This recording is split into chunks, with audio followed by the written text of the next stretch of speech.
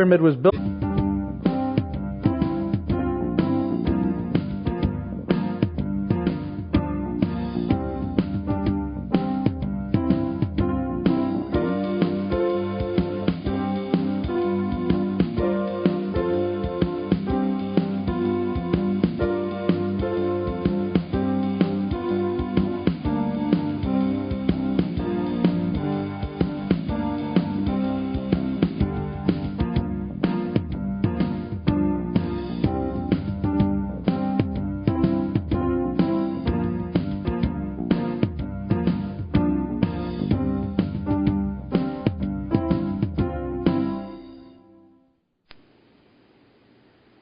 Welcome to another episode of the Dawn of Shades.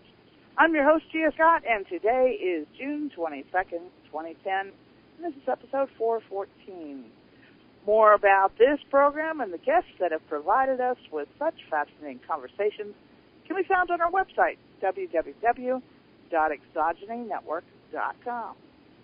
The Dawn of Shades always tries to bring interesting people right to the audience to hear about both new and old ideas. We focus on the people, places, and ideas that don't always make the mainstream news, the sorts of things that are sometimes labeled as paranormal or alternative. Now, for the show tonight, if you would like to have a question asked, you can email it to me at gscott@exogenynetwork.com, or you can send it through the virtual auditorium on Paltalk by text.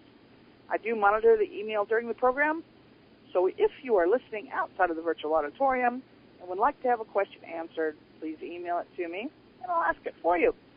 In the virtual auditorium, just put it into text, and I will try and catch it as the screen scrolls. If I don't catch it the first time, feel free to repeat it again. Now, for those of you who are listening on a podcast, go ahead and email me, too.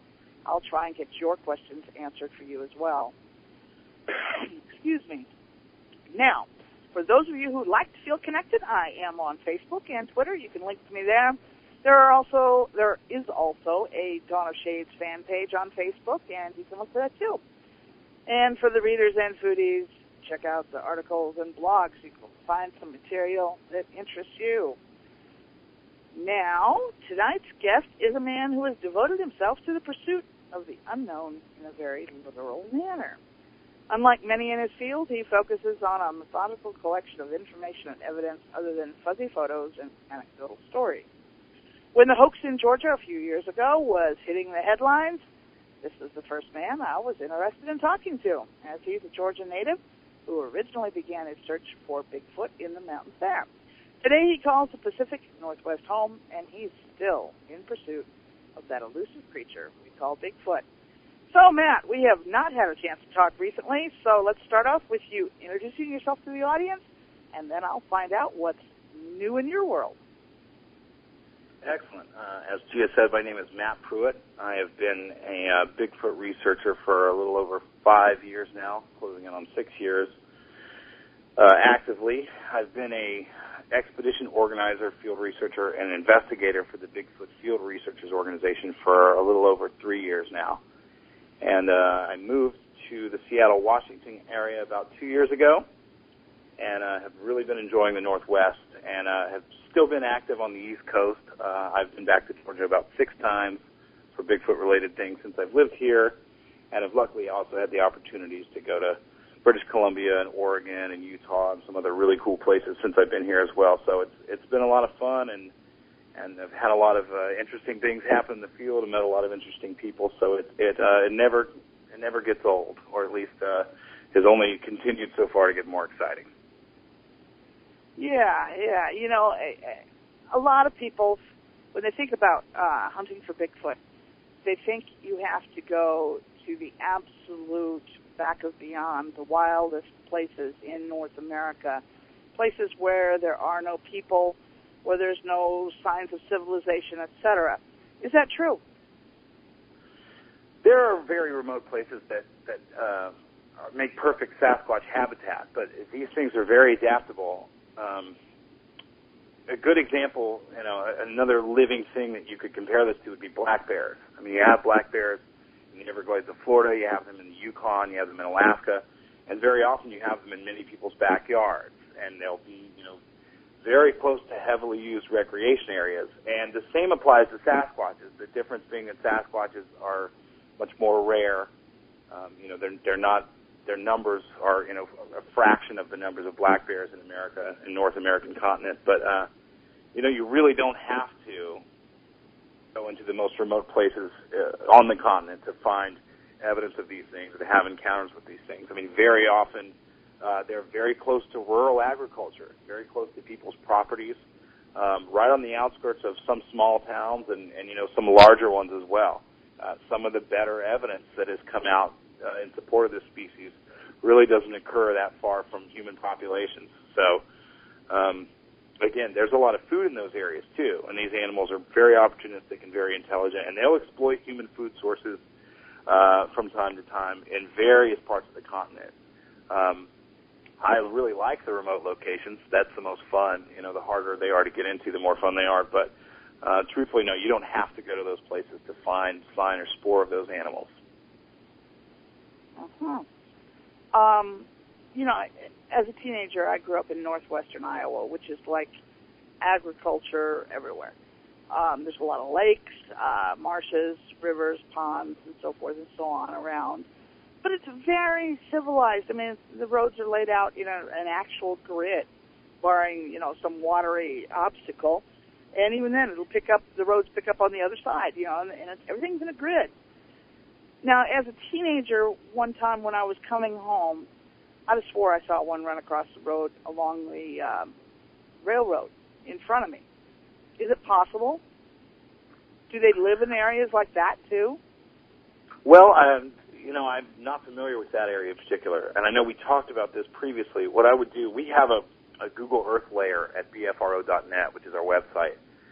For those people who use Google Earth, which for me it's an invaluable tool, especially I publish a lot of reports that go onto our website from around the country.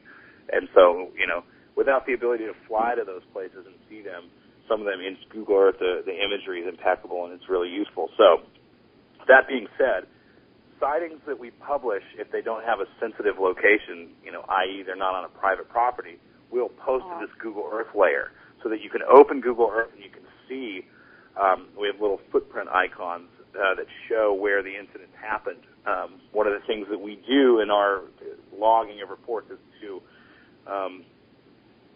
sometimes it's just an approximation because we can't actually get there, but most of the time we'll go to the site where the incident happened with a handheld GPS and record the lat long. And so what I would encourage you to do is to check that layer out and to check out that portion of the state and see if there are other reports around there. But, if there's hardwoods there and cover and water, it's certainly possible, especially if they exist on, green belts or corridors that would lead them in and out of other larger areas. It's very possible. And I believe we have quite a few reports from Iowa, if I'm not mistaken. Well, I know that eastern Iowa has a lot more woods, but the northwestern portion was originally prairie. So it's pretty wide open other than along rivers or around lakes. And that's always pretty much been true. It's kind of like South Dakota. You really don't notice much difference other than you've crossed the line, South Dakota, Nebraska, western Minnesota. That area is all pretty similar. A lot of rolling hills, but when you think of cover, that is when you see that area in early spring, it's the most barren place you can possibly imagine. There's nothing because it's all fields. Granted, the old farms all have grove stands as windbreaks and whatnot, but the last time I was up in that area, which is almost 3 years ago now, a lot of those old groves have been ripped out, and, farms are much bigger now than they were 50 or 75 years ago. And so the old homes and farmstead buildings and whatnot are all gone, and the groves have been ripped out, too. That doesn't leave much in terms of cover that I can think of. Mm-hmm. Well, which county was it in? Let's see, that would have been Osceola County. I see I don't think we have any reports published from that county, but there are 49 reports total on our public database for the state of Iowa. Yeah. It would have been either Osceola County or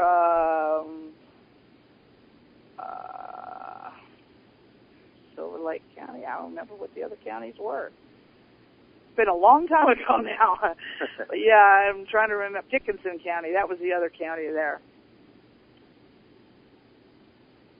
Yep, no reports in that county on our public site. That doesn't mean that we have never been, we have nearly 30,000 raw submissions to our database.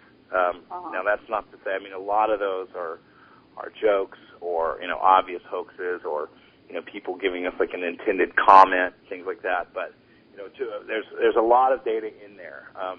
The public website, the public reports are kind of the tip of the iceberg. And in a place like Iowa, we may only have just a couple of investigators, so it may be quite a load of reports for just a few people on a volunteer basis. You said, to be too, processing. that you usually only log reports on public land. Almost all land in Iowa is privately held. Well, we'll still publish the reports because it's we're trying to disseminate information to the public that is relevant in terms of an insight into the behavior or ecology of the species. But what we would do in those situations is just not report the exact location or include a pinpointed location on the Google Earth layer. We might just say it's in such and such a county and name 25 miles or so from the nearest town, but we certainly wouldn't give a street address if it's a sensitive location or for example like an area where there's ongoing activity that we're trying to learn more about. It's in our best interest to not let other people know exactly where that is, because very often people will find themselves there and when we're out doing our thing, they may be creating signs for us that's confusing, or they may be trying to make sounds like Sasquatches, and so we just keep that stuff kind of close to the chest. I can understand it very much. Now, we do have a lot of questions popping up in the virtual auditorium. So the first question I've got came from Rydell 8, and he would like to know whether you have you heard audio recordings of Bigfoot sounds and what they sound like. Absolutely. We have recordings. There's several on our website, and I myself have recordings, and I've heard them in the field many times in the last several years, and actually in several parts of the continent, in Georgia, in the Carolinas, in Tennessee, in Utah, and in Washington now. So one of the interesting things is that the sounds that they make are consistent, not only in the fact that it's pointing to the same species generating the sounds, but also they do it in the same context. To give you a little bit of a backstory, maybe this is an odd question to do this in, but we think, or I personally think, that these animals are survivors of the Gigantopithecus line, which is a line of apes that arose in southeastern Asia. Would have been a relative of the orangutan. They're both descendants of an animal called Sevipithecus.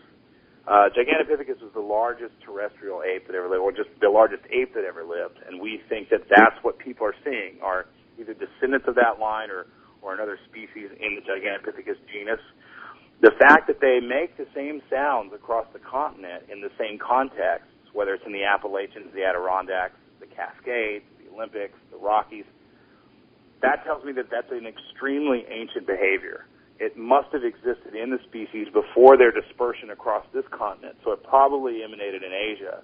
And there aren't many Asian field researchers, if any, but I would think that you would find that they would make the same sounds in parts of Asia that they still live in the same context. But to answer your question, they make a variety of sounds, and I would classify those sounds based on their distance to each other and what they're trying to convey. At very great distances, when these things, we think they're probing a large territory, trying to find others of their kind, they make very loud, sustained howls or screams. The characteristics of which would be, when it's the very large males. I mean, you can tell it's a very, very deep sound, and it ascends and then descends in pitch, very much like an air raid siren, but it's a very deep sound, and you can just tell that the lungs that are generating it have an incredible air capacity, much beyond that of like a coyote or even other animals, like cows can make long bellowing calls, but these are much greater. They have a massive lung capacity. When they're in a closer proximity, but still trying to cover some distance. They make these really interesting whooping sounds in certain contexts. Usually when they don't think that there's people around, although we have recorded those sounds. One of the most common things that they will do, especially in the presence of whatever prey animals they're hunting or, human intruders, is that they will make percussive sounds. I've heard this in particular several times and always in the same context in different parts of the continent, and that is they will surround an area. Let's say they're surrounding a herd of deer, or they're surrounding, a herd of elk or whatever, wild hogs, or, again, human intruders. And very often it sounds like it's wood on wood. Almost sounds like it could be, at a distance, it's like a baseball bat hitting a tree. Just a very powerful, people call them wood knocks or knocking sounds. I've also heard it when I was fairly certain that it was rock on rock, as if the things were picking up two rocks. And it's just, one to just a few sounds that they'll make back and forth, and then it'll get really quiet. And if you move along, whatever path you're on, thereby, forcing the animals to move along with you to follow you. When you stop and they get in place, they'll do it again. And it's a way that they let each other know where they are in relationship to whatever they're surrounding. I think that's how they hunt. I think that they do that for a living. They've been doing that for so many thousands, if not however many thousands of generations. I don't think they developed that behavior just to react to human intruders. I think it's something that they do. Being very large animals, they probably hunt cooperatively as ambush hunters, but social hunting. I don't think one Sasquatch would chase down a herd of deer. That would require an awful lot of energy. But if they can surround things and subtly let each other know where they are, it's just a strategy that I've experienced several times. Beyond that, and this is the hardest pill to swallow for a lot of people, these things make sounds that sound like they're talking. And we're very sure that they are talking to each other. Apes are capable of language. They're capable of syntax, but, they do it trained with American Sign Language. Koko the gorilla learned, I think, the entirety of signals for American Sign Language, and there are chimps that have learned it and orangutans. But they lack the physical apparatus to actually make the sounds vocally. But they don't lack the intelligence. I mean, they are capable of language, and Koko could express very complex thoughts. Reading that stuff is really fascinating. She contemplated her own demise, showed, this kind of mourning over the loss of her pet cat. Well, these things are upright primates the same way that we are. And so it's very, very likely that they have the same kind of internal architecture to produce speech-like sounds. We've recorded it ourselves in small contacts. There's a series of recordings from the Sierras in California from the 70s that greatly illustrate this. I mean, they get a lot of this type of sound. I've heard that sound in the field myself. Many of our investigators have, and witnesses hear it an awful lot.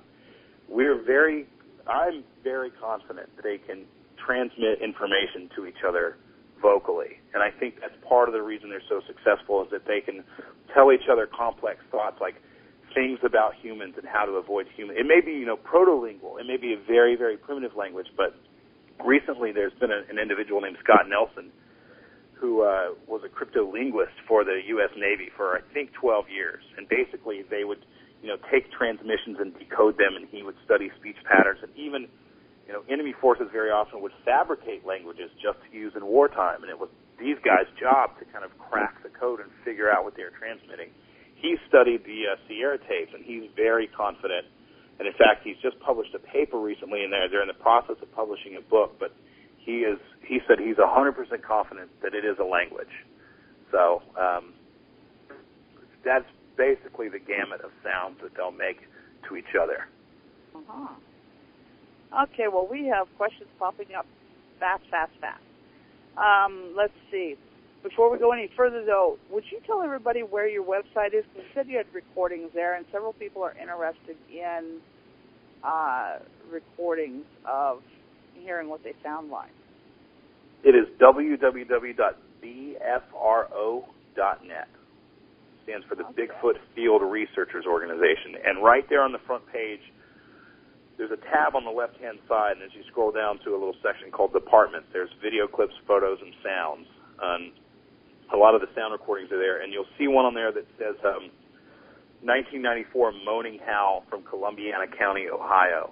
And that is the best representation of this kind of, again, the long sustained moaning howls. We've had that studied by various bioacoustic experts who feel that it's legitimate in that it's not mechanical and it's not generated by a human and it's not generated by any known North American mammal. And the reason I use that one is witnesses tend to hear that sound the most because that's, again, the sound that they generate over the greatest distance. So, people miles away will hear those sounds. And again, I've heard that particular sound myself once in northeast Georgia in 2006. I would love to hear it again. I haven't heard it again since then, but that's one that people should check out. Okay. Now, another question we got from the virtual auditorium was on the map of 2010, so I guess referring to sightings this year, where is the highest concentration of visual sightings? They don't, nothing really operates that way like you think it would. There are so many other factors other than Sasquatch activity that lead to published sighting reports. People always think that there's, going to be a hot spot or a flap of sightings. It's pretty evenly dispersed, and when we get sightings, it's very often after the fact.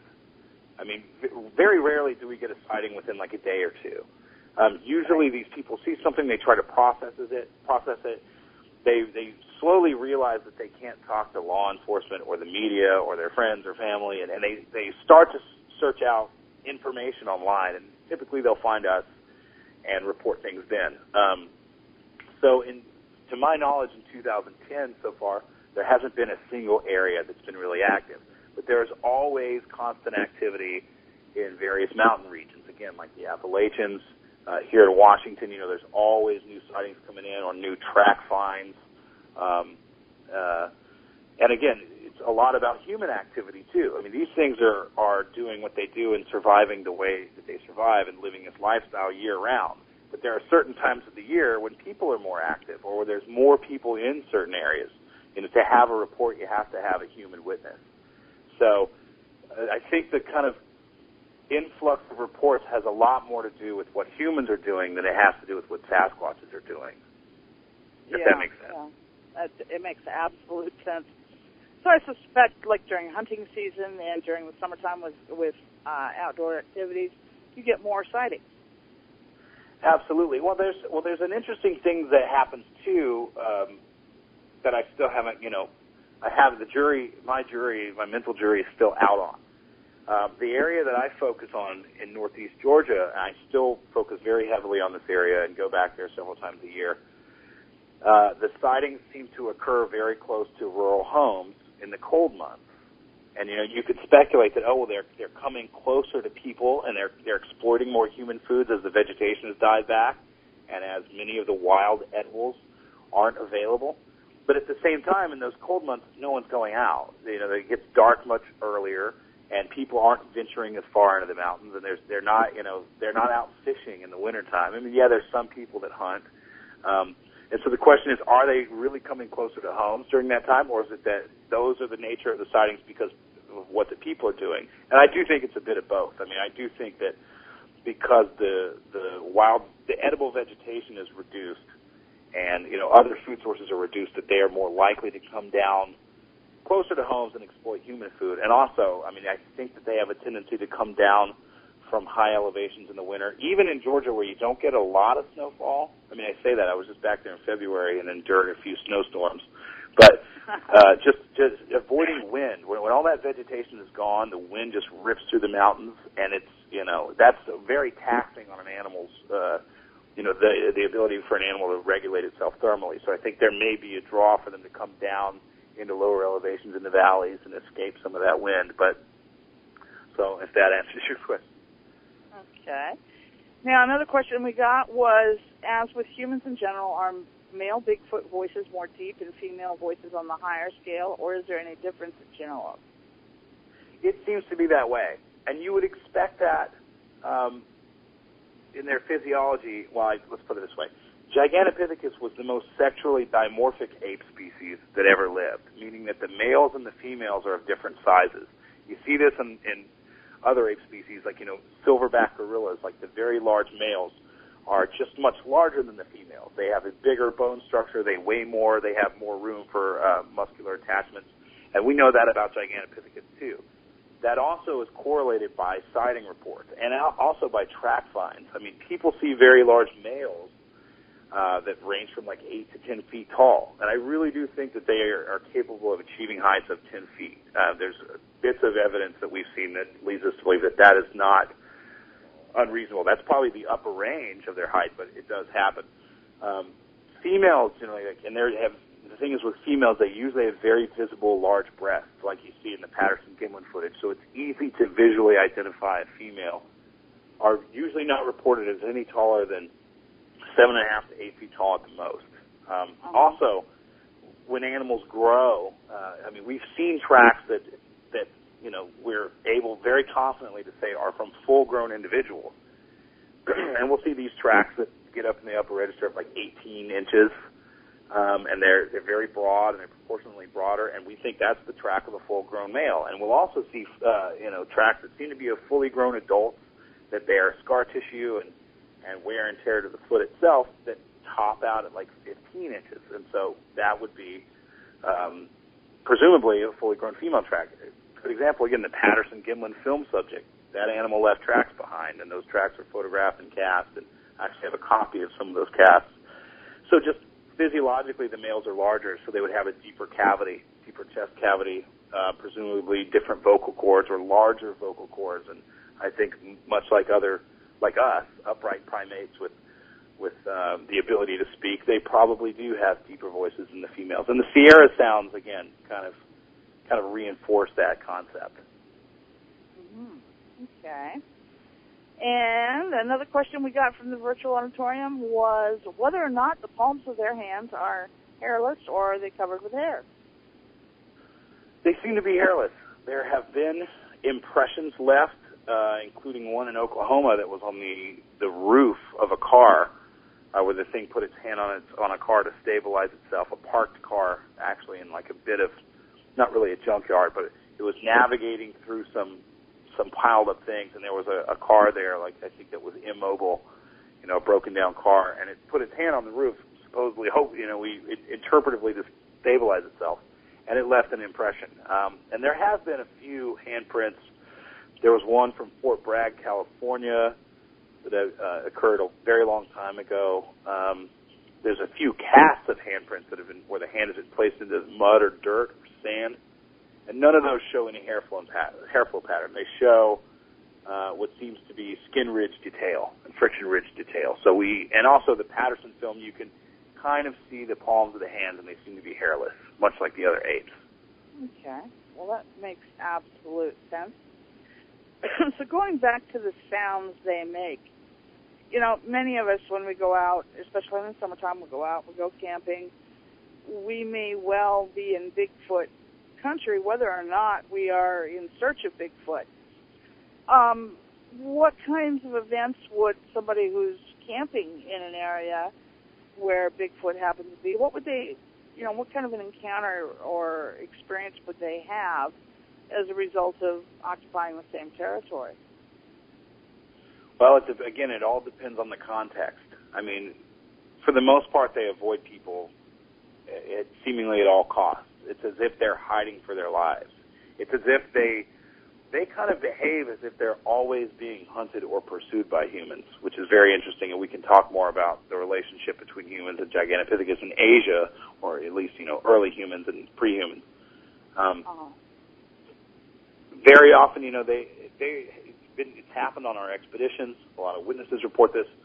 In certain contexts, they will come very close to encampments, and very often they'll come into a camp at night when everyone's asleep, very, very late, and rifle through things. That actually happened to Dr. Jeff Meldrum. Those who are familiar with the subject are probably familiar with his name. He published a book called Sasquatch Legend Meets Science, and you've probably seen him in the various documentaries. In those instances, it seems that they're trying to exploit food sources. Another thing that happens quite often is that people on foot venture, especially at night, into kind of the wrong places and will be intimidated into leaving. And, you know, we can talk about that later. That's kind of one of the stronger focal points of my particular study and the way I conduct myself in this research out in the field is that most of the time they'll flee, they'll run away, or they'll just avoid people, or they'll hear cars coming and car doors, and they'll just avoid that area or the roads and trails leading to and from that area.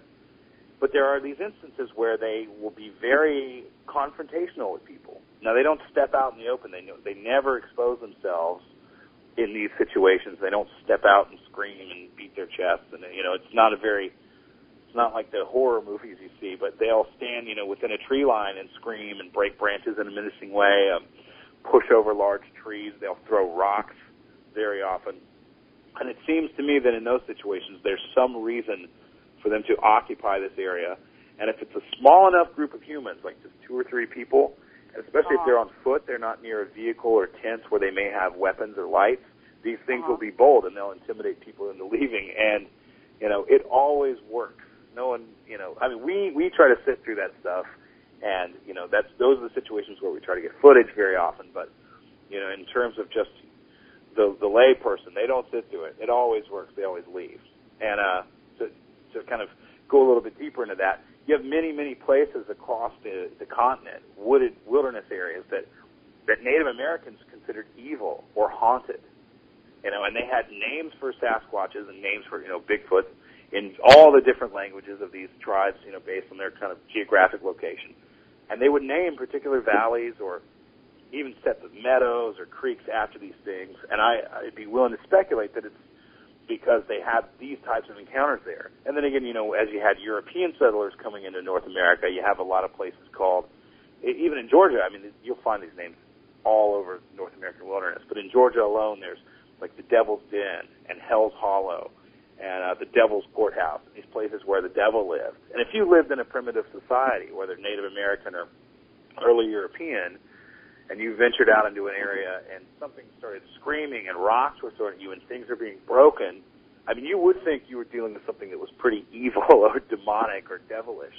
And I think it's that behavior that's helped keep people out of those areas. And the thing that happens, because people were very superstitious back then, is they came back to the large groups of people and said, don't go in there. That place is haunted. The devil lives there. And so people would avoid it. And that's, you know, one strategy that, unbeknownst to the Sasquatches, has lent to their success in some of these places. Okay. Yeah, when I was talking to you about coming on the program again, I had told you about, and I don't know if you'd even call it an incident. This spring, over Easter weekend, I had gone camping in Florida Panhandle. And, you know, in the process of camping, normally it's a group of maybe 6 to 20 people is usually what goes out there. But this particular weekend, it was just the 2 of us out there. And we have a couple of campsites that we use fairly regularly, and this was the smaller one, which worked well for 2 people. And walking around, I was testing a new stove. It's called a pocket stove, and it uses twigs and stuff to burn. So I've been picking up twigs, and I found a number of twigs with an awful lot of hair. And since they were in the duff of the woods, they were somewhat decomposed and dark-colored. And I said, well, you know, this is kind of weird-looking hair. But I assumed that it was coon or hog or, you know, something quite average. And I had burned those twigs in the process of checking out the stove. But later during the weekend that we were there, I had walked downstream on the stream's bank, and I noticed that about 4 to maybe 6 foot off the ground, there were a lot of branches that had caught hair, you know, in the little nooks and crannies of the bark and whatnot. It snagged hair. Something walked past. Well, that would have been the world's largest hog, so it's way too high for a hog. It's too small of branches to be anything climbing outward, because most of them were, you know, very small branch tips. Nothing's crawled out to the end of it beyond the size of a mouse, and this hair is bigger than a mouse. You know, what is it possible that I had found Bigfoot hair caught that way? Well, they've certainly left, hair deposits, and each individual will probably shed many hairs throughout its life.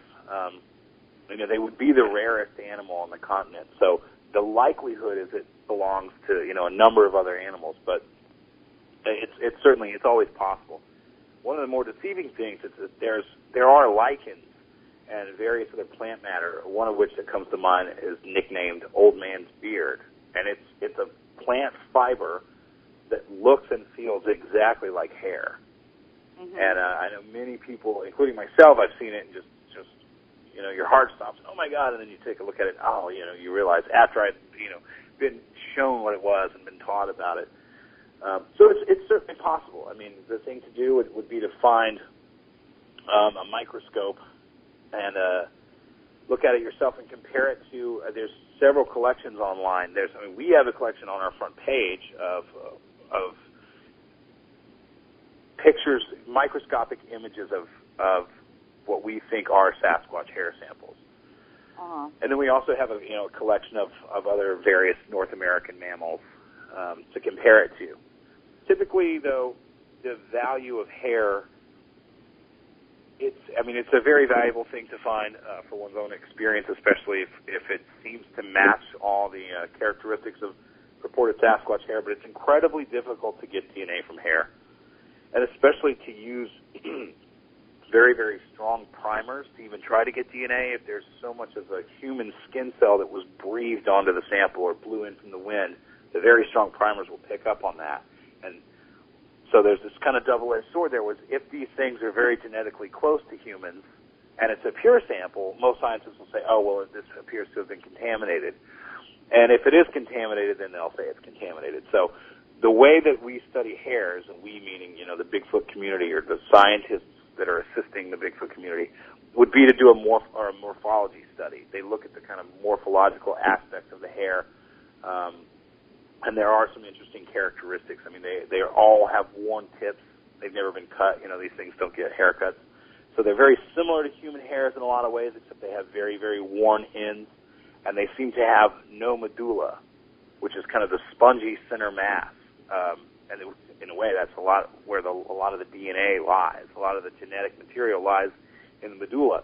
Sasquatch hairs seem to be absent of medulla, and I'm not qualified to state what I think that means or why they would have adapted hair that way. I don't know if it benefits them thermally or what way how that would have come about in the evolution of this species. But again, having a microscope is a much more powerful tool for Sasquatch hair samples than a genetics lab. Uh-huh. Because I went through the list of things. This particular trail, it wasn't accessible to horses. The hair didn't. I'm familiar with horses. The hair didn't resemble either mane or tail hairs. They were all 3 to 6 inches long. Now, just with looking at them with a small amount of magnification, they didn't appear to have been cut. Mm-hmm. They were all reddish brown to almost black. They were very coarse hairs, but not, like I said, it was different than what you'd find on a horse's mane or tail.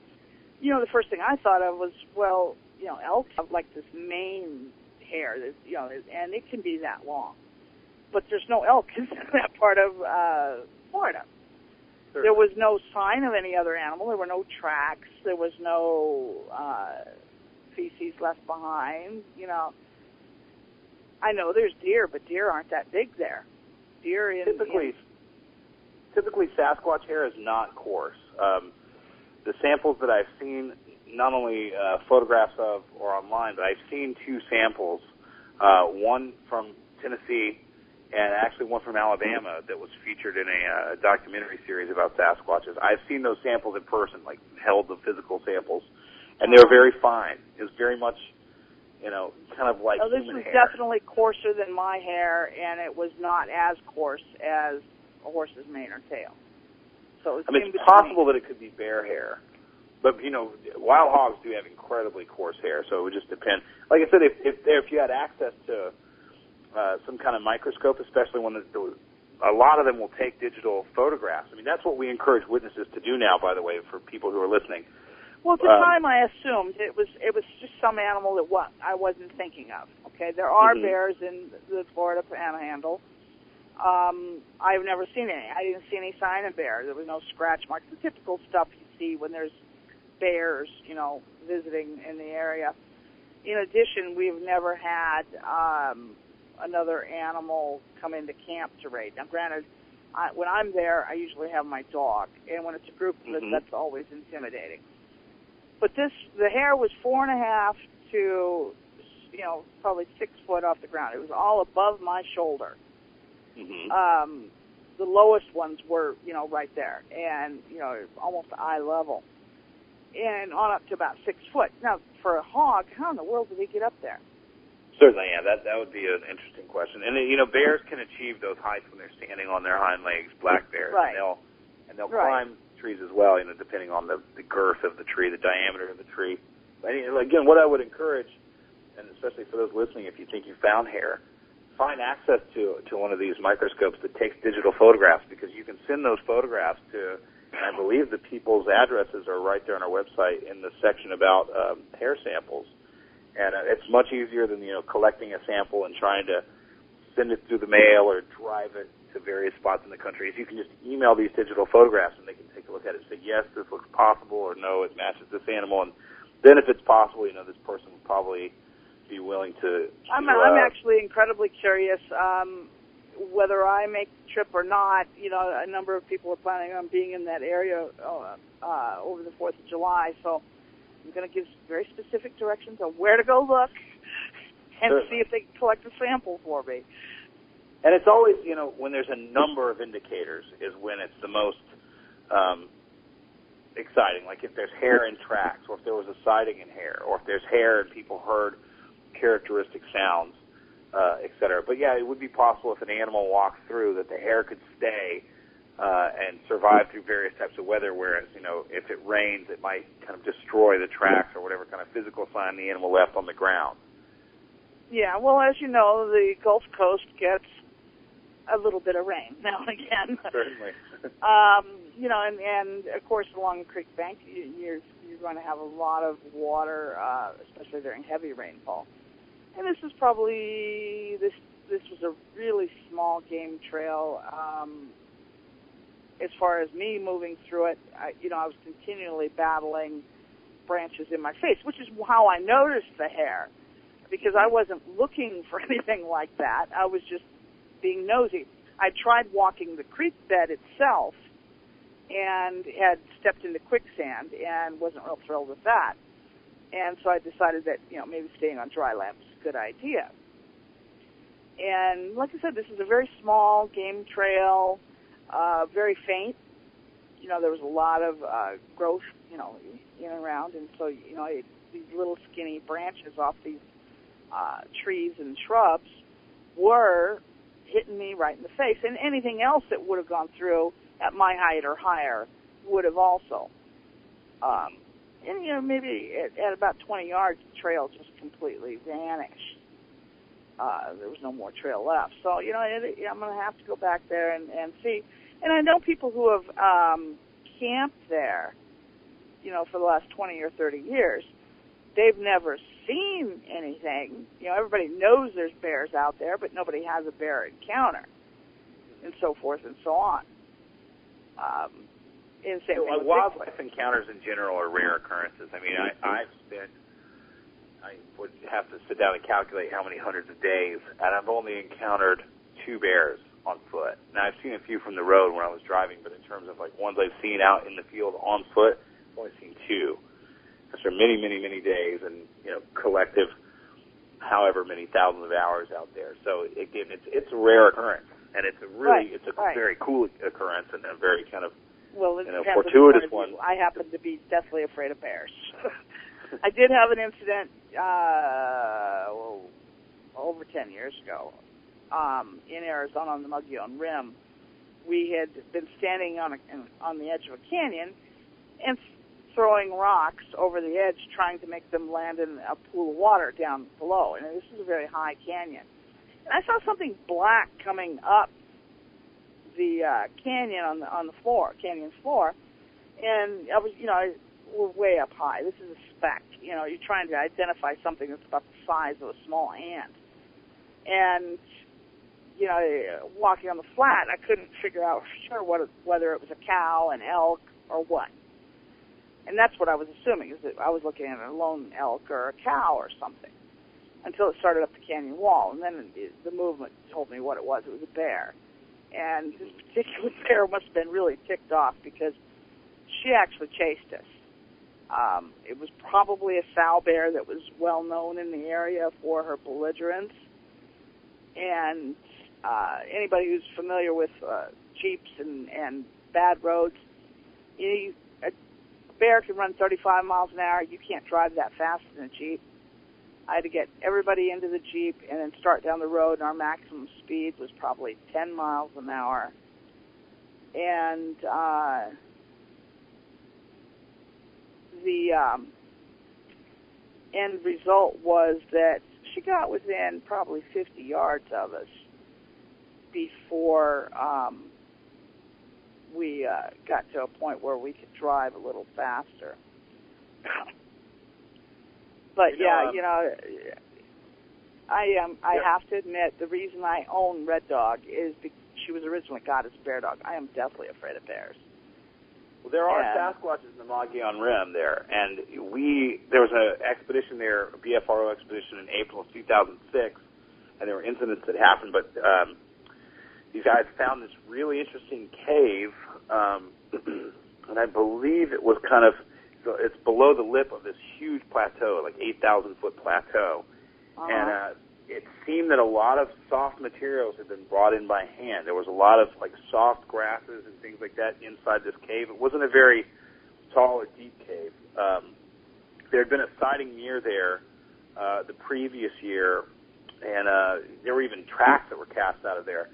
But this particular cave had never been used by humans. There was no human debris. There was no signs of smoke on the ceiling. People lit fires in there, but it seemed like something every season was taking in things by hand and using it there. So, and there's a lot of sightings there. So yeah, in that part of Arizona, there are Sasquatches. So that's interesting, though. I mean, there's bears too, obviously, but.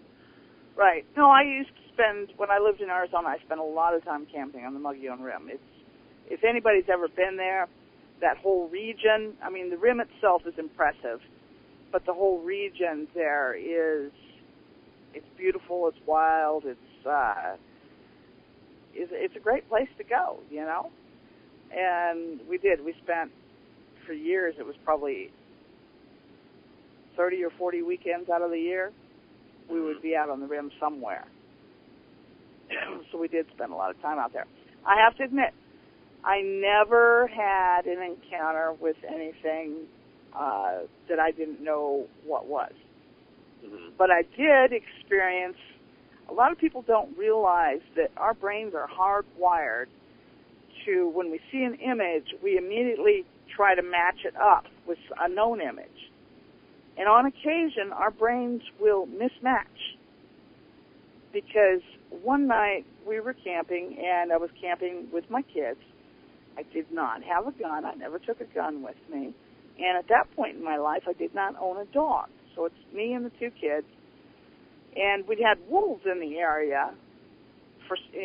I didn't know at that point yet why. It turned out they had a den with pups, probably a quarter mile from where I decided to camp, which is why they weren't moving on and why they were in the area all the time. Because most people, if you're familiar with wolves, they're here tonight and they're someplace else the next night. So you usually, you don't have any worries about it. But that particular trip, they stayed there, which was worrying me.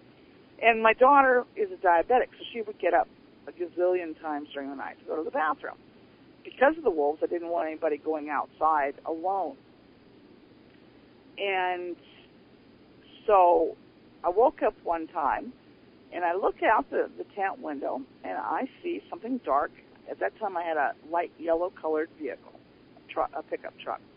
And I looked out, and I saw something dark against it. I'm like, what is that? My brain says, that's a gorilla. And I said, that's not a gorilla. You know, I'm having this conversation with myself. It's not a gorilla. There are no gorillas here. And my brain says, it's a gorilla. And then, you know, eventually I'm sitting there and I'm trying to figure out what is this. I blinked, I rubbed my eyes. I've done everything I can to try and, you know, see this image clearly by moonlight. And my daughter wakes up and I asked her, I said, would you look out there and tell me what that is beside the truck? She looks out and she says, that's a garbage bag you hung from the antenna. I look out, I see a garbage bag hanging out from the antenna. But the first time I looked at it, first several times I looked at it, my brain kept saying, you're seeing a gorilla, even though I knew I was not seeing a gorilla. So, you know, I have to admit, I always question myself because of that minor fact, because I thought, why did I think I saw a gorilla when I knew it wasn't a gorilla? But my brain kept telling me that. So doing some research, we have this automatic pattern matching thing going on in our brain. And that is a normal thing, and that sometimes you do mismatch the image you see with one that's stored in your head.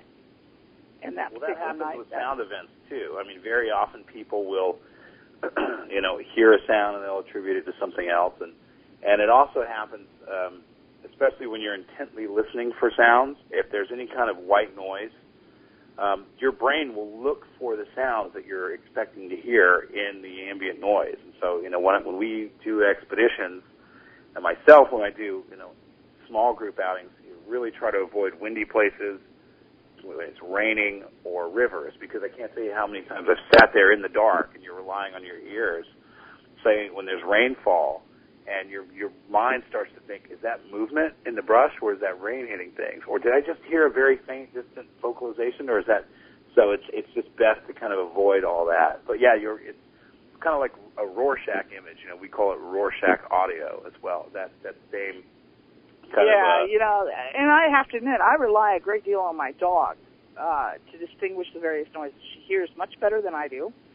She also has the advantage of picking up scent much better than I will. And, you know, she's now 8 years old. She's very reliable. There have been occasions when she was young. One night, I spent a very miserable night, sure that I was about to be attacked by a cougar or bear or bobcat or something. And the culprit turned out to be about a 2-inch finch in a bush that had her all, you know, she's never done that to me again, but that was a very miserable night in that tent that night. Dogs are the best thing that you can have around if you don't want to have a Sasquatch encounter, or at least a close Sasquatch encounter, because dogs have always functioned, well, I kind of use twofold. Dogs have always functioned as the human first alert system. So if you can imagine yourself, let's say that you're like a special operations personnel and you're trying to gather information on some enemies in your area, you probably sneak up pretty close to them in the dark if they're sitting around a fire and be confident that they're not going to hear you or smell you or see you, because humans are very handicapped. But you would keep your distance if there was a dog that every time the wind blew, it perked, you know, its nose held up in the air and it sniffed around, or every time you made the slightest movement, its head turned in your direction and its ears perked up. I learned something very interesting. We just did an expedition in Oregon 2 weekends ago, and I had with me a wildlife biologist who's worked overseas for the majority of his career, including in Bhutan. Very close to the areas where Gigantopithecus fossils have been found. In Laos, he's worked. And in that area, they see, you know, what they call yetis, and in other parts of China, they call the yeren, which is identically described as the Sasquatch, 8 to 10 feet tall, erect, bipedal. I mean, there's actually seemingly two things that people call yetis, depending on the region. Yeti is kind of a blanket term, but let's just put it this way. In that part of Bhutan, they see 8 to 10 foot tall bipedal apes that have 5 toes that are all in a line, very much like Sasquatches. So we think that they are, again, Gigantopithecus. This biologist studied a very interesting animal called a dhole, which is, I think it's D-H-O-L. I believe that's the spelling. And they're large canids like wolves, and they hunt in huge packs. And interestingly, a lot of the Gigantopithecus fossils in Asia occur in dole dens, as if these things were either killing gigantos and dragging them back or scavenging the bones and dragging them back. And he also has very reliable eyewitness accounts of doles attacking and killing juvenile or subadult yetis over there. These things hunt in huge packs. They hunt an animal called a gar, which is actually larger than the North American bison. And I was completely unaware of this. And one of the more consistent things across the continent is that Sasquatches have an extreme aversion to dogs. And this, my entire, years of studying this, I thought that they had this aversion to dogs because humans use them as the early alert system and because humans hunt with dogs. And I realized, if this is true, and that goes for all of Asia, wherever Gigantopithecus and dole habitats overlap, that these things have that's been one of the few things that they had to worry about, natural predators in Asia. And so it goes back generationally for thousands of years, which I think is kind of interesting. It may be a unique insight, again, into their ecology and behavior. That may be, it's speculative, but it's one interpretation. Maybe that's why they have such a strong aversion to dogs, even now in North America. It's funny. I just pulled up a website about the dole, and it's spelled D-H-O-L-E. And it looks remarkably like my dog, Red Dog. Just gave it a black face and made it about a third again as large. Mm-hmm. She looks very similar to what they look like. I find it amusing that the dole and her bear so much resemblance to each other. But yeah, I depend on her when we're out and about. I'm very fortunate. She's one of those dogs, that you usually expect to get once in a lifetime. But when we're out and about, even if she's off leash and we jump a deer, she's not going to take off as much as she'd like to anyhow. So, yeah, she's a great dog to have along with me out and about like that. But I'm not looking to have an encounter. When you're going out looking for ET, you don't want a dog along with you, do you? No, we typically, we've made exceptions for people with very well-behaved dogs, the dogs that can hang out in base camp, but, we typically don't allow dogs on expeditions. And, I typically discourage dogs on my particular outings. Now, that being said, I have been around where there was a dog when these things were wood knocking back and forth. And another interesting insight was that whenever there was movement in the brush, the dog became very alert and very aware and very on guard. Uh-huh. When these things were knocking very loudly back and forth, the dog didn't even pay attention. It's as if those percussive sounds just don't ping on the radar of animals. And so and I've tried it myself when I'm very close to deer, of making percussive sounds. If I'm really far away, let's say I'm across a meadow, I'll hit a tree as hard as I can. Or if I'm close, it'd be like a subtle rock tap or something. And very often they, don't seem too concerned by it. But if you scream, or whoop very loudly or make a vocalization that alerts them to the fact that there's something nearby. And I think that may be why these things develop the hunting strategy they do, is because it's a very subtle way of letting each other know where they are that doesn't seem, if you were, and I think even, there's probably people that hear those things and they just write it off as some kind of anomalous wood sound, like maybe a branch fell, or maybe, a large acorn fell and hit a branch. Because, not all the knocks are super loud. Very often again, it just depends on the distance between the two animals, how loud of a sound they have to generate for the other animal to hear it and to ascertain where they are. Well, Matt, hang on to those acorns and those rocks, because it's time for our break. Folks, while we're away from your computer, check out our website, www.exogenynetwork.com. Stay tuned, and the Dawn of Shades will return with our guest, Matt Pruitt.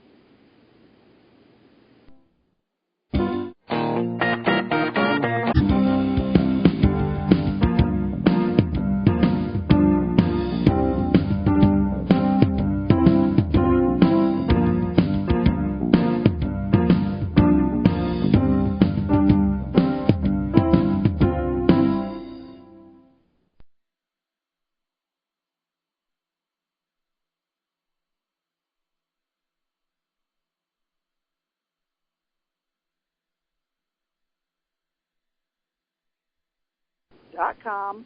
You can sign up for the newsletter, wander around, explore the website. Let me know what you think of it. There are links there to take you to blogs, Twitter, and even Facebook. And if you want to go straight to the blogs, you can go to jscott.wordpress.com, and you'll find out what kinds of things I'm up to lately. Now, for the program tonight, if you have a question that you wish to have asked, you can email it to me at gscott@exogenynetwork.com. I am monitoring the email, and I'm trying very hard not to miss anything. Now, Matt, when we went to break, we were hanging on to some acorns and whatnot, but I had a bunch of questions that I still needed to ask you. One of the things that I had often been told is that Bigfoot will kill dogs, that they will coax dogs away from home or camps and essentially, catch them then and kill them. But basically that they hated dogs and that they would regularly kill them. Is this true? They do have an extreme aversion to dogs, and they do pose a threat to dogs, much more so than they would pose a threat to humans. They don't seem to behave violently towards humans. I mean, there's a few old historical accounts, and even all the most hostile reports I have of very, very hostile behavior directed towards humans typically involve dogs and almost always involve gunfire. In terms of coaxing dogs away, they do not like to invite the attention of dogs. And again, they will avoid dogs at all costs. I think the majority of times when they have killed dogs, the dog has gone off after the Sasquatch. Dogs will run after them. And again, if you're approaching a camp in the dark, they probably have a certain degree of confidence that humans won't run through the woods after them. Or like say that there's somewhat of a slope near the camp that's wooded. They can sit on this slope in the relative safety of the tree line, using that as like a defensible barrier between themselves and the humans. Dogs, can run right up a slope. They can run through dense brush, and, they can run much faster than we can. And I think these things are aware of that from encountering them many times. And also, I've seen a lot of photographs and a couple of physical instances of dogs that were killed by what we think were Sasquatches. And in none of those cases were any of the animal eaten. So I don't know why they would coax dogs. I mean, it's not like they're exploiting them as food sources. Maybe a very desperate animal would. There are some instances, supposedly of these things eating puppies, which is not very nice to think about, but that has been reported. But no, in terms of adult dogs, it doesn't seem that. It seems like that they avoid them at all costs and only are aggressive or violent towards those dogs as those dogs are pursuing them. But, there's a bit of mutual avoidance, too, because there have been many instances where tracking dogs have been employed, including a recent incident that Dr. Jeff Meldrum spoke about. They had a scat deposit that was very likely to have been from a Sasquatch, and tracking dogs were put on the scat, in a controlled environment. The scat was brought out of the wilderness, and people who used tracking dogs were shown the scat. And in both of the dogs that were used, the dogs displayed a very strong fear response, which the handlers had never seen, not even with their scat. The things dropped to the ground, got flat, tucked the tail between the legs, and flattened their ears, and were very frightened. So it seems like for the most part that there's a mutual avoidance. But no, the violent encounters tend to be when dogs pursue Sasquatches. Well, even in the stories that I'd been told, it was as though they would coax the dogs out by making noises or whatnot that made the dogs, run out from camp or their home area, out of line of sight of their owners and whatnot, and then were just killed and left there. Well, I wouldn't call that, coaxing the dog. It may be that the animal was making sound and the dog was alerted and became defensive and pursued it. But I don't think the Sasquatch's intention was to get the dog and to kill the dog, because especially if it's near owners, the Sasquatch, Sasquatches, the way they're hardwired to operate is to not let humans know that they're around in the situations when they come to check humans out. Okay. Let's see. My train of thought has derailed here. Another question that I'm often asked about Bigfoot is whether or not Bigfoot sightings and UFO sightings frequently occur in the same areas. I don't think that they, even if there are areas, I mean, there are areas in Washington that are kind of known UFO hotspots that people will tell me about, because very often I work in retail in Seattle. I manage a retail location. And so whenever people tell me that they hike or camp or fish or hunt, I always ask them, without being leading, I say, hey, you ever seen or heard anything strange or weird out there? I don't want to ask any leading questions. I don't want them to kind of figure out right away what I'm getting at in case they have some raw data for me. But I have heard of a few UFO hotspots. People say, oh, yeah, you'll see these lights, et cetera, in the sky. And they do happen to be in, near, Mount Rainier, things like that. That's one example. But there are also, miles and miles of wilderness and forest out there, too. I don't think the two phenomena are related in any way. I mean, these things are have a perfectly biological and ecological context in Asia and in North America. I mean, they're very naturally occurring animals, especially the more you understand Gigantopithecus and the more you understand the way that these things live in modern-day Sasquatch reports, you just realize that it's a very natural thing. And, the question would be then, there are many places where people see UFOs and there are no Sasquatches, like Hawaii. There's never been a report of Sasquatches in Hawaii. And you think, man, if the UFOs are dropping these things off in all these inhospitable places, you think it'd be pretty nice if they dropped a few off in Hawaii, because it seems like a pretty enjoyable place to be. So, no, I don't think the two phenomena are related, but certainly those things may occur in the same places, just for whatever reason, I don't know, but I don't think they're related. Maybe because people are in the same places? Well, I mean, it seems like UFO sightings are prevalent around the world, and in everywhere that people exist, people claim to see lights in the sky. But not everywhere that people exist do they claim to see 8 to 10 foot tall apes. In parts of America, in the plains, people don't see Sasquatches there. Again, in Hawaii, they don't see them there. For example, in Europe, there's no Sasquatches seen, but they have UFO sightings. And so, I think wherever you have people, and the visibility is such that you can see expanse of sky, especially night sky, you're more likely to see if those things that phenomenon is occurring, to see it. So again, I don't think that there's a relationship between the two. Okay, well that makes sense, because if they're not seen worldwide and the UFOs are, how could they be related then? So I have another question from the virtual auditorium. And this one came from, I'll have to scroll back up. Anyhow, the question is, what's the plural of Bigfoot? What's it all about then, was the one that asked that question. We go around and around with this. I typically always refer to them as Sasquatches. Even though Sasquatch is kind of a white man's word, so to speak, people think it's a Native American word. It's actually an anglicized version of a BC First Nations tribe word, which was Sesquak, which means wild man of the woods or wild man. A teacher named J.W. Burns in the 1920s coined the term Sasquatch. Bigfoot, when we use that plural, we call them Bigfoots, because big feet could still, one animal has 2 feet. There's a lot of what we do is kind of dispelling this, first of all, a lot of people have this idea that we think that there's just one.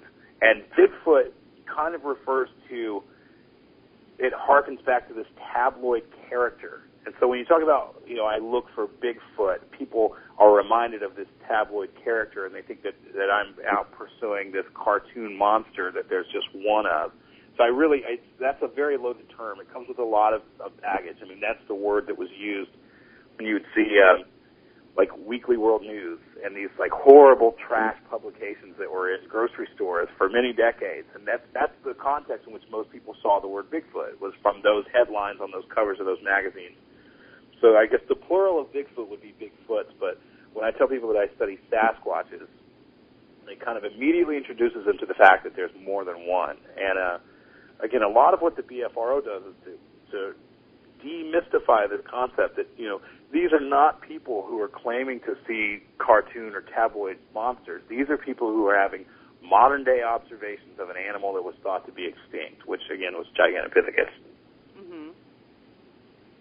Okay, well, that makes absolute sense because,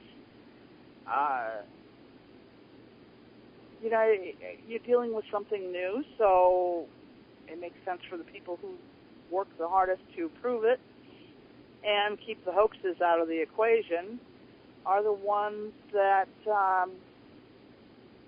determine what it's called. Because you do hear the term Sasquatch, Yeti, Bigfoot. Now, how about like the Honey Island swamp monster? Honey Island isn't very far from here. It's on, the Pearl River swamp, or Pearl River area, the Honey Island swamp there. Is this probably a Bigfoot or a swamp monster is different? No, I mean, the things that they refer to is, again, there's regional names that are kind of geographic and generational.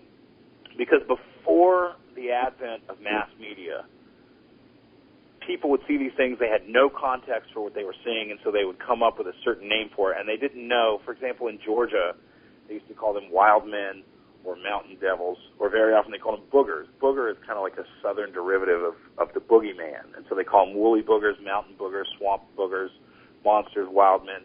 And they had no idea that there were people in other parts of the continent who were seeing things that they called, Sasquatches, or whatever the relevant Native American tribes are calling, like Buquas, Sonequa, there's Siatko. I mean, there's hundreds of names, literally. And so it wasn't until, Sasquatch kind of infiltrated the Northwest first. And then in 1958, in Northern California, a road crew discovered very large tracks around their equipment, and they cast them, and that's what the local paper said. There's something roaming around that has a Bigfoot. We'll call it Bigfoot. And then once the descriptions of Bigfoot came out, people around the country started to realize, what I saw must have been what they call Bigfoot. Must have been the same animal that they refer to as Bigfoot. And so, but in a lot of places, those names persist. Like, again, in Florida, they call them skunk apes. And there's this idea that the skunk ape is a different species, and I can tell you it's just nonsense. I mean, the tracks, the credible tracks and evidence that have been found in the South, Florida specifically, are morphologically identical and in the same range. I mean, there's also this idea that they're smaller in the South, which is completely untrue. In fact, Dr. Meldrum has about 200 casts, and the majority of those seem to be absolutely legitimate. And the largest of the casts, of Bigfoot casts that have ever been cast around the continent, the largest one comes from central Georgia. So, that seems to be the same species, whether you're talking about the Yukon or you're talking about Canada, or you're talking about Florida, or again, you're talking about the Southwest and areas of Arizona, California, et cetera. It's just the names come geographically, and that's just something that occurred again before the advent of mass media and before people nationwide knew that these things were being seen. Uh-huh. So the fact that we have fast media now, even though it may not always report particularly accurately, does take away some of the regional aspect of all of this, doesn't it? It does. Well, and also, the Patterson-Gimlin footage. Now you have a visual representation of what these things look like, and that's, a fully grown female Sasquatch in Northern California. But people were able to see that and go, that's what I saw, was one of those animals. So that kind of helped coalesce this nationwide idea. But again, before information was being exchanged across the continent, people would call them regional names, and they kind of thought that they only existed in their region, and it wasn't known probably until the 50s and 60s that these things are actually seen across the continent in certain places. Are so they seen kind of like in Central and South America? Actually, they are, which is really interesting. People they report, the best source of information for that, there was a book written in the 60s, I believe it was 1965, by a British zoologist named Ivan T. Sanderson, who wrote a book called Abominable Snowmen, Legend Come to Life. And for that book to be that old, it's still one of the best ones. I mean, it's an amazing source of information. It's an incredible resource, and he goes into sightings of these things in Asia, in North America, parts of Russia, and then Central and South America too. And if you look at, for example, and I don't know much about that stuff because it's very limited, the information. I mean, Ivan T. Sanderson gathered the greatest amount of information about sightings in Central and South America. And again, that was in the 60s. Not a lot has been done in those regions since then, not nearly as much as North America. But if you look at like the distribution of the mountain lion, the cougar on the west coast, they extend, again, from the Yukon, from as high north as you can go, all the way down the west coast, through Central America, through South America, all the way down to the bottom. And, they're obligate carnivores. They can't exploit as many food sources as an omnivorous animal like a Sasquatch could. So, but what they have in common is that they're very rare and far-ranging and widespread. So I think it's conceivable that Sasquatches could extend their range down there. When you look at the worldwide distribution of sightings, and again, they radiate out of Southeast Asia. We think they came across Beringia, the Bering Land Strait, which for, a very, very long time was completely unbroken, contiguous, broadleaf forest from central China all the way into British Columbia. People think that when we say they walked across Beringia, that they must have trekked across this sterile, barren tundra, this ice bridge, and that's just completely, it's a great misconception. I mean, they have fossil pollens from the Pacific Rim that demonstrate that for a very long time it was unbroken forest. When you look at the worldwide sightings in that context, this is a very successful animal species. They are alive and well, not just in many, many places in the United States, but also in Canada and also in Asia, and presumably, if the old data is correct, and, I don't know much about Central and South America, I haven't looked into that as much, but it seems that they extend down into there too, and so they'd be a very successful animal species. Okay, now when we were talking earlier, you said there were no sightings in Europe. Now, if they originated in Asia and radiated out from there, they're in North America, South America, they're in Asia, they're in Central Eurasia, you might say. Are they in Africa, India, the Southeastern Asia region? I mean, Southeast Asia, yeah, is kind of the epicenter of Gigantopithecus, and there have been giganofossils recovered in India. And again, people will see them, what they call over there, they call kaptars in certain parts of Russia. They also have something they call the almas, or the almasty, which a lot of people lump in the Sasquatch category, but almas are significantly shorter. Their tracks are significantly smaller, and they're very often associated with some type of rudimentary clothing or fire or tool use, and it's very possible. There's a lot of Russian researchers that believe that these things are some kind of Neolithic people or primitive humans or perhaps even surviving Neanderthals. But when you talk about, again, the size range, I mean, Gigantopithecus is the only ape to ever achieve that size. No African ape did. I mean, in terms of height, we are the tallest ape that ever walked out of Africa. Nothing, we're not near the height of Sasquatches or Giganos. I mean, obviously the largest one would be the mountain gorilla. It's a much more massive animal, but so even in the fossil record, in a I guess you could say a paleontological context, a geographical context, and an ecological context, and in a biological context, it seems that Gigantopithecus is the perfect candidate. We won't know that right away, but that seems to be the case, and that distribution makes sense. So why would they come to North America and yet not go to Asia, or to Europe, rather? Europe, at least at one point, was covered entirely by forests. Well, I mean, maybe they were in Europe at one point. There are these existing, wild man stories that come from Europe. I don't know enough about the geography to say whether or not there are mountain ranges that they couldn't cross. But again, from central China all the way into the Pacific Northwest for a very long time was one giant connected habitat, one massive, contiguous, unbroken broadleaf forest. And so it's not like they moved into it. It's just this species extended its habitat as there was habitat available. So they were following food sources, which I'm confident were ungulates and salmonids, fish, and, various edible vegetables, vegetation, wild edibles, and that's how they ended up over here. But there may have been, again, my geography outside of parts of Asia, and I have a strong grasp of North America, a little bit on Asia, and the rest is kind of fuzzy. But there may have been mountain ranges that habitat may have not extended into Europe. That unbroken broadleaf forest habitat just may not have extended into there during the reign of this animal. And another thing that's interesting to know about Gigantopithecus is there are more fossils, Gigantopithecus fossils, the majority of which are teeth, but there are more of a fossil record for that animal than there are for gorillas and chimps combined.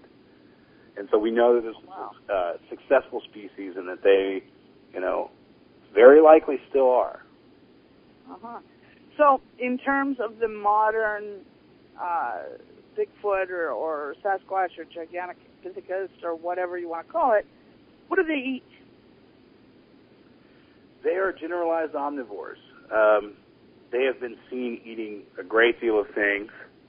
I think that their diet is probably pretty similar to a black bear's.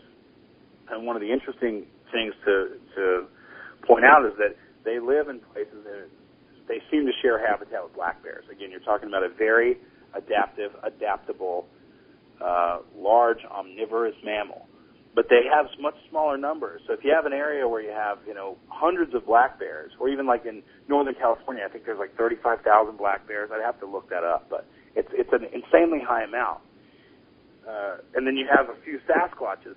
Their sign is going to be almost indiscernible because it's kind of like how would you detect what they were responsible for eating versus all these thousands of animals of another species that's eating the same thing. I will say that they are seemingly very reliant on whatever the dominant protein source of an area is. And in the east, it's typically white-tailed deer. In the northwest, it would be black-tailed deer, in some places mule deer, and elk. In, say, Texas, there's a lot of wild hogs and things like that. And they seem to be drawn to, this kind of superfluous amounts of protein, and they seem to follow the large herds around. I don't think that they kill and eat deer every night, but I do think that it's a very, very important part of their diet, and they always need to be close by where there are deer. Do they ever kill cattle? Or sheep or goats? I think opportunistically they may take livestock. Like cattle, I think it has to be very small ones. It seems, though, that they don't do it enough to, for example, cougars and bears were eradicated. I mean, bears were nearly eradicated in the 18th century in, for example, Georgia. And it was because of the dangers of the day. I mean, people hunted them, but they also attacked livestock, and cougars do the same thing in parts of the country, and humans hunted them down. And same with, grizzly bears. But that hasn't happened with this species, and it's as if, I don't know if that's a conscious decision on their part, but it's as if they know not to, kind of disturb the humans because, the guys come out with pitchforks and torches and guns, etc. And so there's reports of opportunistic taking of pigs, smaller things like goats, sheep, but it's certainly not enough to say that, they'll absolutely do that wherever their habitat meets up with rural agriculture. The things they take opportunistically from humans are more like things that are grown, like raiding apple orchards and pears, even, cornfields, and even as much as trash cans and stealing bags of dog food, and these people that have freezers on their property where they store deer meat or things they hunt, they'll raid those things, but they don't seem to attack livestock very often. Okay, and in terms of their lifestyle, do they live in family groups? Are they solitary? Do they make packs like wolves? It seems that they live typically in family groups, like mating pairs with juveniles. And once, presumably once the juvenile becomes, an adult or a subadult, that it strikes out on its own. But the most commonly reported sightings are of a single individual. Rarely you see two, and even more rarely you see three. And that applies to track finds, too. Very often the tracks are of a single individual. Oftentimes you'll find the tracks of two and sometimes three. And it's always, the very large ones, and then the fully grown ones that are smaller, which, again, male, female, and sometimes a juvenile or a subadult. The encounters that I've had almost always involve more than one animal, but never more than 3. I've only had a couple of encounters where I was confident that there was 3. I've had quite a few where I know that there were 2 of them around, and I think that's just how they operate. They cooperate and they work together that way. Now, in terms of their juveniles, do they make nests or dens? It seems like they'll occasionally make small bedding sites. Again, like the cave I referenced earlier, it seemed that they had made it a little bit more comfortable by creating a soft bed, a bed of debris.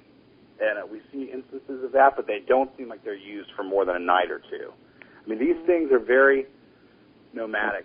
I'm convinced that they have I guess you could call it a home range or a territory, but it's a large area, and they move around within that, each group or each individual.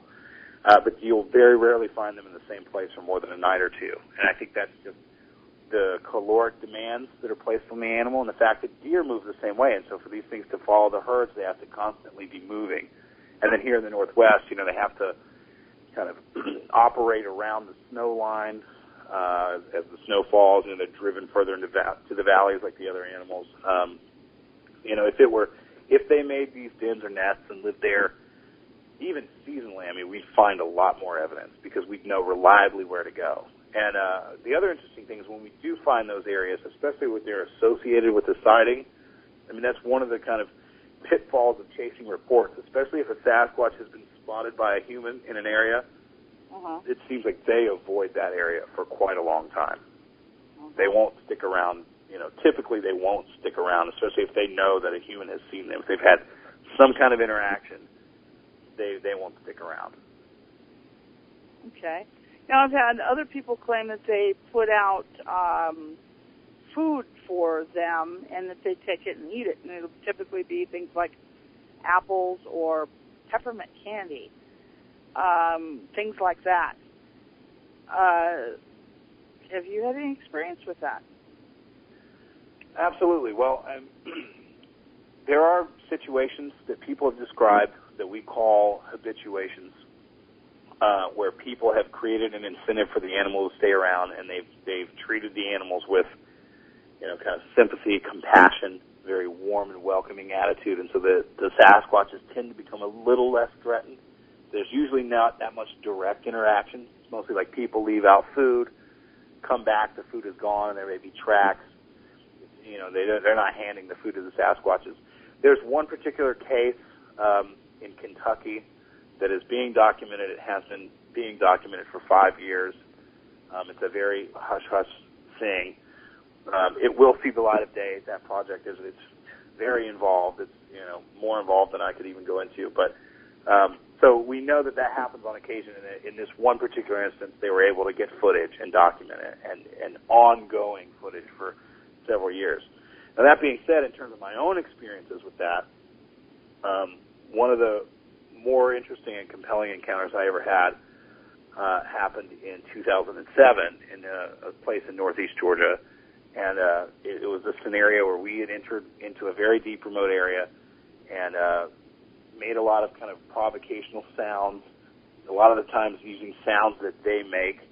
When you do that in the dark and you don't have anything to associate yourself with them, they'll come check it out. It's as if they think it's another group of Sasquatches. And again, we were surrounded from 3 points. They knocked back and forth. And as we try to kind of break their perimeter, they'd throw rocks at us. And we finally got brave enough to break the perimeter and move away, a couple of 100 yards. We could hear faint movement in the brush, and we'd stop and wait, and then the knocks would happen again from 3 locations around us. It was as if they were following us and always surrounding us, but it was like they had to let each other know where they were in relationship to us. We were on kind of an open road, and there was a good bit of moonlight, so I know they could see us, but it was dense forest. I don't think they could see each other. And so they were signaling to each other to kind of, again, state their relationship to each other. At the culmination of that, when we got back to the vehicle, it seemed like these things followed us all the way back there, which is pretty common. Like, once you have their attention, especially if you don't do anything to scare them off, like shine a flashlight or shoot a gun or, once they're curious about you, they want to figure out where you came from. So when we came back to the vehicle, we actually had gone up there on a whim, and we had the three of us were up there actually scouting for locations. We didn't really have the intention of trying to provoke the attention of Sasquatches, and so we had some lunch earlier that day, and we thought, hey, let's put all this food out there and give it to them, and kind of in this gesture, I think they're smart enough to kind of figure out what's going on. So we put it all in this one big container, one of these like styrofoam containers with the lid and the kind of the flaps that go into the slots. So it's sealed, and we put it out, walked back in the woods and set it down and kind of held our hands up like, hey, we're leaving this. And we left. And we came back, because it was a great distance from where I lived. It took us a couple of days to get back up there.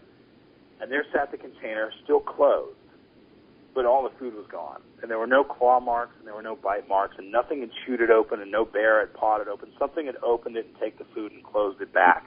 And they were pretty large, about 16, 17-inch impressions in the grass around there. It's kind of grassy area with some heavy leaf litter. And but unfortunately, nothing happened there ever again. So I guess they got what they wanted, and they didn't leave a tip, and they never came back to get the second course, so to speak. But I'm very convinced, not only the nature of the incident and how long it lasted and how many times we were able to get them to move and knock back and forth and then to throw rocks at us, but the way the food was taken, all that's pretty compelling. We actually centered an expedition around there and got some interesting responses, but was never able to get them to take food there again. Another thing that people are using more and more as the price has come down is game cameras. Have they been used much in research with any success? There is a project. I've used them quite a lot in the last 2 years. The BFRO has a benefactor, and we experiment with an awful lot of gear. We're very lucky. His name's Wally Hersom, and he's able to provide us with gear that that Bigfoot researchers have dreamed about. We're very excited about a particular game camera by a company called Reconyx, and the reason Reconyx is very exciting to us is that they have created a camera that uses an invisible flash. It's an infrared flash, and it's in the range of above 940 nanometers, I believe, which is important in that we've used lesser infrared lights to illuminate things, especially for night shot, and I won't go into the details. Again, you'll see this at some point in time, but we're very confident that they can see that range of infrared light. In fact, to the degree that they shield their eyes from it. I think they're just so very nocturnal, and they have such large eyes and such thick, well-developed tapetum lucidums that they can perceive even that type of red light. The Reconyx, however, seems to be in the very high range. Again, 940 nanometers, and they also, a lot of game cameras, for example, in the past used a white flash, and these things are pretty sensitive, and so if the wind blew, the camera would trigger, and it would use this white bulb flash, either halogen or LED, and it would just light up all the woods around it, so that you'd get a really clear picture of whatever triggered it. But for an intelligent animal, if they saw that flash from a distance, they would never approach it. Especially, in the instances when people shine lights, they react very negatively. I think it hurts their eyes. So that was a no-go. Then you had these cameras that had a very slow trigger response, that once the motion sensor was triggered, the camera might not take a picture for some of these cameras, could be around 10 seconds later. So if you have it on a parallel trail and you have a fast-moving animal, the Patterson-Gimlin footage, she's walking at a rate of about 6 miles an hour. So just booking right past the camera gets triggered, wakes up, takes the picture, and you got a picture of nothing. And also they had a refresh rate. Some of these cameras' refresh rate is 30 seconds. So it won't take a second picture for another 30 seconds. The Reconyx has a very, very hairpin, very fast wake-up time. It'll take a picture immediately that it's triggered, and it'll take a picture every second. So if you pointed it down a trail, not perpendicular to, not across a trail, but down a trail in the right circumstances, and it's hidden well, presumably if a Sasquatch walked up this trail and it took him a minute in the view of the camera, you'd have 60 awesome pictures of a Sasquatch. So we've been using these for a while. The most extensive project is happening in the Olympic Mountains on the Olympic Peninsula of Washington. There's a very, very well-respected researcher named Derek Randall, who's another BFRO member, and who I hold in the highest esteem. Derek's the real deal. He's an amazing guy. He has a camera trap project there. I think they're nearing 40 cameras, which is, as you can imagine, a lot to maintain in the Olympic Mountains. And he's targeting predatory trails, specifically like certain ridge lines. And, the way, for example, he's getting lots and lots of pictures of bears and cougars, the kind of trails that apex predators use to get around these areas, and presumably Sasquatches will use too. These cameras have very large memory cards in them, so they can hold thousands of photos, and the batteries will last for a very long time. So they only need to really be checked every 6 to 8 weeks, and so that's how he's able to easily kind of monitor them. And he actually has a team of people, and you can check his work out at www.olympicproject.com. And you'll see he's got some incredible wildlife photos. He's gotten more pictures of cougars in the Olympic Peninsula. I mean, he probably has a better handle on the cougar population over there than the National Forest Service or the National Park Service does through his work. So I think if I had to predict where you're going to see the $1 million photo, so to speak, the best photographs of the Sasquatch that have ever been taken, I predict that it will happen through Derek's Olympic project. Mm-hmm. That's interesting, because I was curious, because the game cameras give us the ability to see when we're not there.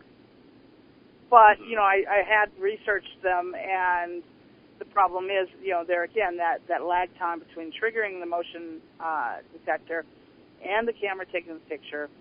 I was thinking that white flash, what on earth are you going to get a picture of?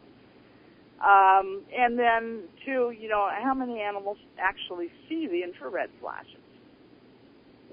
Well, I'll tell you this. Deer can see, even on the Reconyx, deer can see that flash if it's at eye level. Because I had a very interesting report that came to me in late November of last year from Georgia. So interesting and compelling, and the other aspects of which that I was able to verify this report through. I bought a plane ticket and flew out the next day, and I took 3 of those cameras with me, and I had them up in the area for 3 months. And one of them was at kind of low level, maybe 2.5 to 3 feet off the ground to watch a particular creek. And from where it was, you could see a great deal. And, if the thing had walked right by it, which I didn't anticipate, it would have only gotten, the thing's shins. But I was expecting it to use this game trail, and I would have been able to see it from a long way off. The deer that walked right by it at night, though, however, all looked directly into it, and then their attention was held by it. And they stood there and had picture after picture taken, and they're staring directly into the flash. And I have pictures of them doing it in the daytime, and they completely don't notice the camera. So I know they're not hearing the camera, and the camera's silent.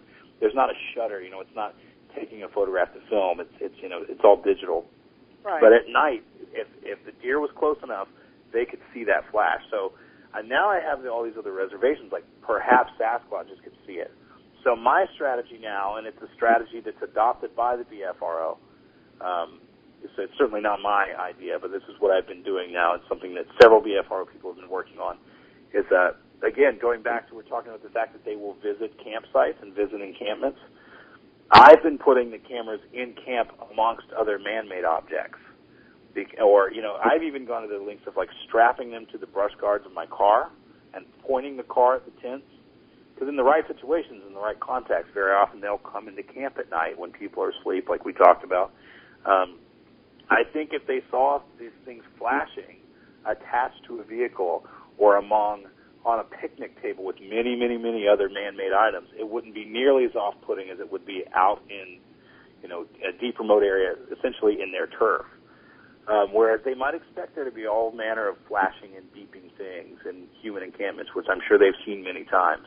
So I think that's a very viable strategy, too, for people who do have game cameras, especially the ones with an IR flash. If you're trying to get a photo, put yourself in a position to be, inspected by one or more of these things, and place the camera to watch at camp, but not on a tree, again, amongst other man-made items. Mm-hmm. So it might be interesting for those of us who go camping to put a game camera to, especially those of us who go camping in remote areas, put a game camera to observe, you might say, our central camp area where there's food and man-made items and whatnot, to see if they come in at night. Absolutely. I think if more people did that, we'd probably have a great deal of photos. And we've been doing this kind of on expeditions now more recently and using that approach and trying to kind of create a situation that invites them to come check us out and inspect the camp and hopefully walk in front of one of these cameras. Yeah, because, when we go camping, typically because it's a group and everything, we will have one or two kerosene lanterns burning low to create a low light level that makes it easy for somebody who gets up to navigate around the camp. And that would probably, if the camera was designed to take photographs in low-light situations, provide enough light to illuminate generally anything, because our eyes see it quite clearly. Certainly, but these things, the IR flash, you can have this thing in absolute complete darkness, and whatever it triggers, it looks like a very, very clear photo. Again, when you get a chance, go to the Olympic Project website, and you'll see a lot of these shots of cougars and bears occur in the middle of the night in ink black darkness, and you can see the things as clear as day because, again, the camera is sensitive, so it can see the IR light, and so it's essentially a flash, but it's a flash that's in the invisible light spectrum, a light spectrum that our eyes can't perceive. Although, like I said, apparently, if the deer are close enough, they can perceive it. Okay. Well, you know what, Matt, we are coming to the end of the program and just got a minute or two left. You want to tell everybody the main websites to hit to get more information? Absolutely. Again, our website is www.bfro.net.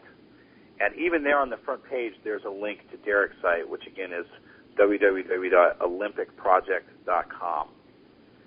You're going to have to send me a list of these sites, and as well as how to log into Google Earth to see the BFRO sightings and whatnot.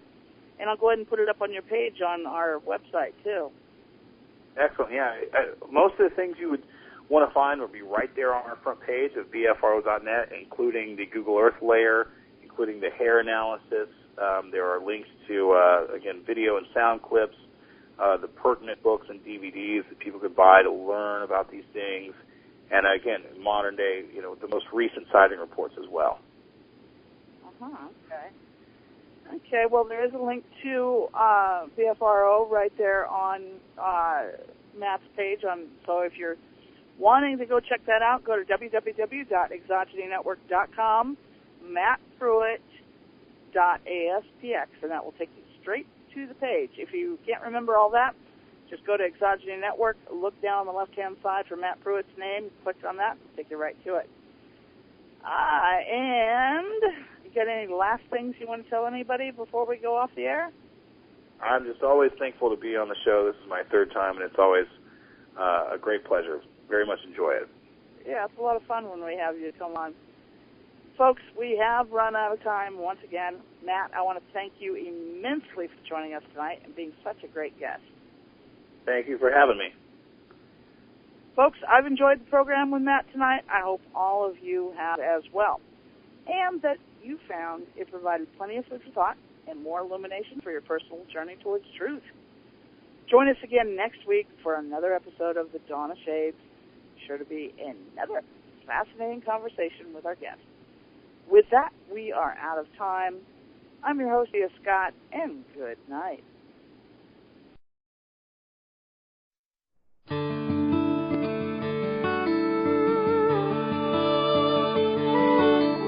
I don't know why I act the way I do.